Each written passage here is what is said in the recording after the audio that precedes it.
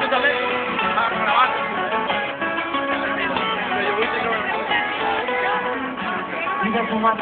Cada dia s'acaba de collir una caputxa negra d'ensambles, un mural descolorit. La vida és una classe de filologia on agitàvem el demà. Junts a l'escolància a l'assemblea, a punts brusca restaurat. La vida és un dijous que acabaria al teu pis estudiant. Quatre peces jogues a la cuina, ombres nues plats trencats. La vida és un cel blau cap al migdia, quan pujàvem al terrat. Una cançó d'extremo, roba estesa, pareixen tres llanços blancs. La vida s'ha calgut tornar a viure, mirar de sentir-nos viure. La vida desitja tornar a néixer, sobretot cal sentir-se créixer. La vida més talla les cares i una llàgrima que s'ha les galles. La vida sempre queda aprendre a viure.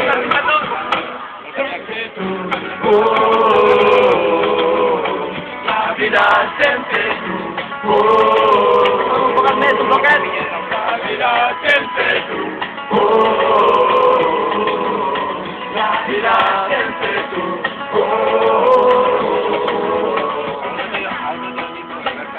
I descongelar la fruita dolça a les cares del mercat central. Pujar per cavallers fins la Valldigna, fumar oblit, cantar a crits. La vida és una casa enderrocada, prop de les torres del Ferran. Amb un rumor respecte a la façana, poquinets a les nostres mans. La vida t'agafa el primer tramvia, del pont de fusta al Cabanyal. Una ciutat taronja a la finestra, un món en guerra, els ulls cansats. La vida és una barca abandonada que va trobar davant del mar.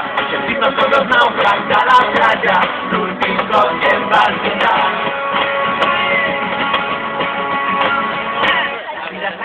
Tornar a riure, mirar al vent, sentir-nos lliures. La vida desitja tornar a néixer, sobretot sentir-se créixer. La vida sempre talla les cares i una llàgrima ensenya les galtes. La vida sempre queda aprendre a viure. La vida s'ha calgut tornar